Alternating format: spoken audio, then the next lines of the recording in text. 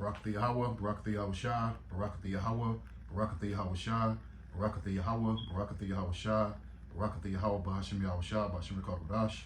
Double honors to the apostles and elders at Great Millstone. Peace, blessings, and salutations to the hopeful elect and the sincere Akim, pushing his word, wishing their lives and their freedom to do so. Isaiah 25, verse 7.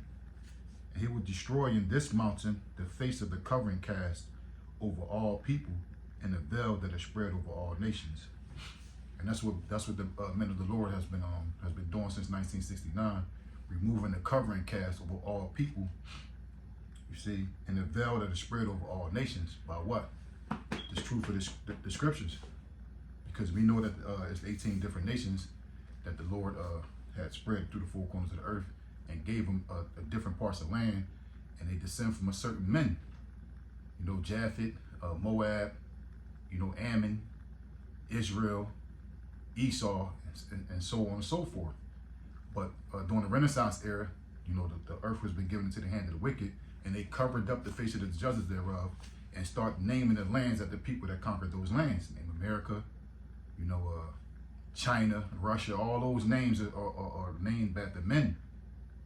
You know, but now, all through the spirit and power of Yahweh Shem Yahweh Shah, we removing that covering cast, and we letting the people know, you know, who these men are, who these 18 different men are. And one of the men, you know, that's been covered up, his name is Esau. You see, he's a so-called white man. He labeled himself white, which means pure. You see, and he has been ruling the world with a sword, and that all stems from the blessing that Isaac bestowed upon him. He told him that he was going had a fatness of the earth, and he was going the dew from heaven. He was going to rule by the sword. Let me get that. Genesis 27. It says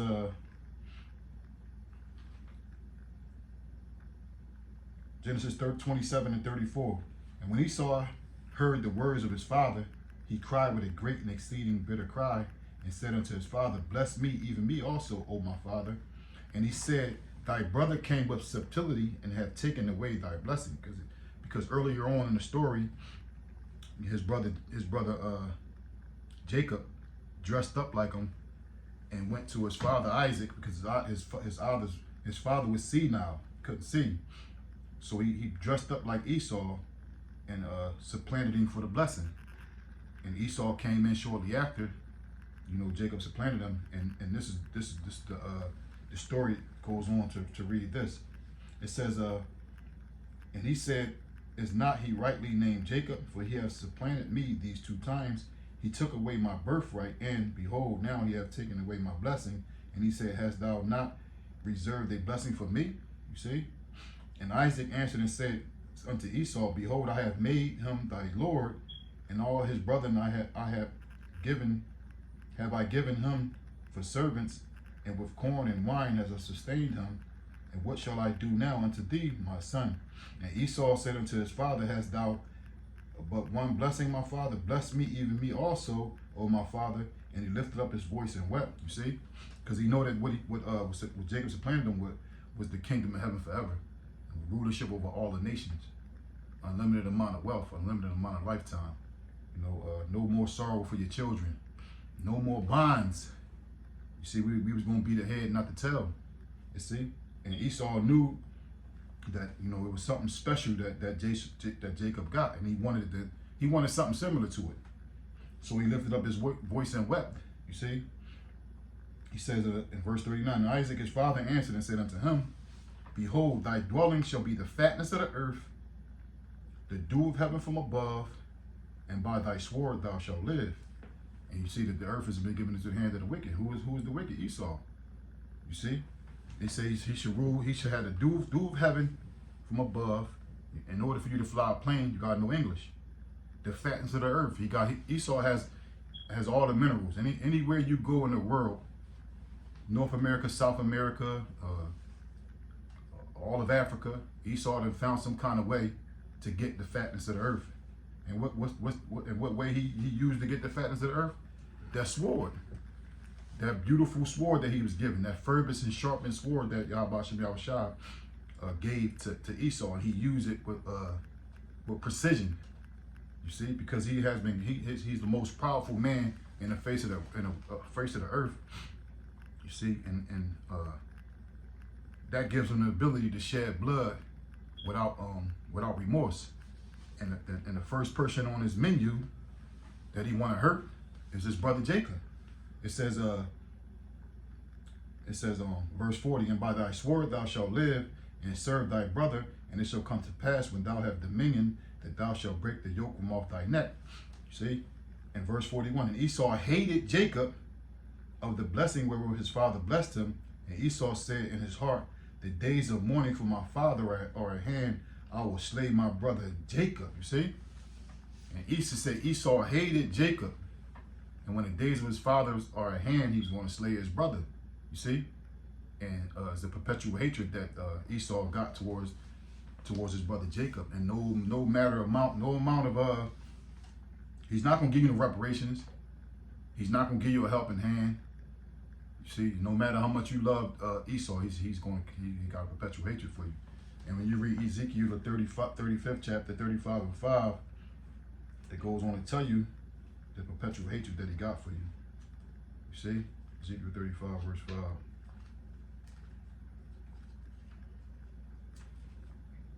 It says, Ezekiel 35 verse 5, because thou hast had a perpetual hatred, meaning never-ending hatred. He's always going to hate you. He's never going to care about you. You see? Because thou hast had a perpetual hatred and hast led the blood of the children of Israel by the force of the sword in the time of their calamity, and the time of their iniquity had an end. See, Esau got a perpetual hatred for Jacob because of that blessing. And he's never going to stop putting the sword to you. And it's all decreed from the Lord. It's all a decree from the Lord that Esau was going to have a perpetual, which means a never-ending hatred for you Israelites. You see, and he used Esau, that glittering sword, you know, to punish you Jakes, you Israelites. Let me get that. What's that? Ezekiel 21. Ezekiel 21. It says, start at 8. Ezekiel 21 verse 8. Again, the word of the Lord came unto me, saying, Son of man, prophesy and say, thus said the Lord, a sword is sharpened and also furbished. You see, that sharpened, furbished sword is Esau Edom. He has been given the ability to create all kind of weapons that destroy, whether it be in the food, whether it be in the air, whether it be a gun, whether it be a sword, a nuclear weapon. You know, the vaccination programs, anything that got to do with death. You know, Sleazy E has been given the ability to produce it. And when you go to Revelation 6, the 6th chapter, 6 and 4, it goes into it. It says, Revelation 6 verse 4, and there went out another horse that was red. That word red is Adawam in Hebrew.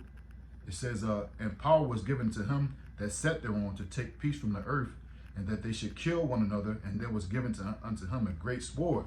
Now, when I was a child, I used to watch this movie called He-Man, and he would raise his sword in the air, and the lightning would strike his sword. He would turn a completely different color.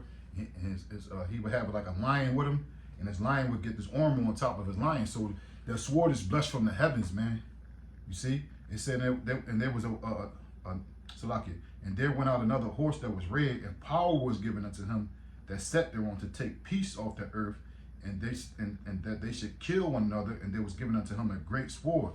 You see, that's how he's able to go around the whole globe and basically put everybody in subjection from that great sword. You see, back to Ezekiel 21. It says, verse 10, and it is sharpened to make a sore slaughter, and it is furbished that it may glitter. Should we then make mirth? Yeah, should we be happy? Should the children of Israel rise up and play? No, we should cling on to Yahweh Shem Yahushua and ask the Lord to protect us from that great sword that was given to our twin brother Esau Edom. You see, it says it contemneth the rod of my son, as every tree. And that word contempt mean hate, and that word rod goes into tribe. So it hated the tribe of my son, the tribes of my son, as every tree. Verse 11, and he hath given it to be furbished, that it may be handled. This sword is sharpened, and it is furbished to give it into the hand of the slayer. You see, given into the hand of the slayer is Esau, Edom, is the perfect weapon, man. No one has ever shed this amount of blood for this alone, for this amount of time as Esau, Edom. In every continent in the world, you know, this blood has been poured out, you know, spread by this brute beast. And when you go to let me see, that's Numbers 35 and 33. Let me get that real quick. Numbers 35 and 33. It says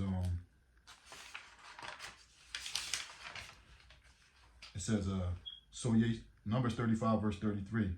So ye shall not pollute the land wherein ye are, for blood is defiled the land, and the land cannot be cleansed of the blood that is shed therein, but by the blood of him that shed it. You hear that?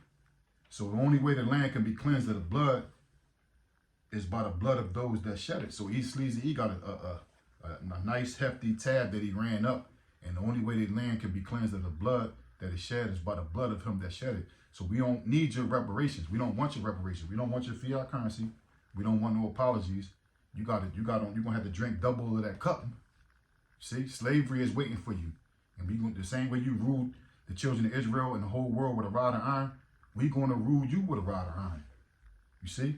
And that's in I think that's Revelation 2. Let me see. Revelation 2.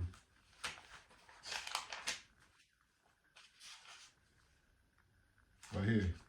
It says Revelation 2 verse 26. Normally start at 25.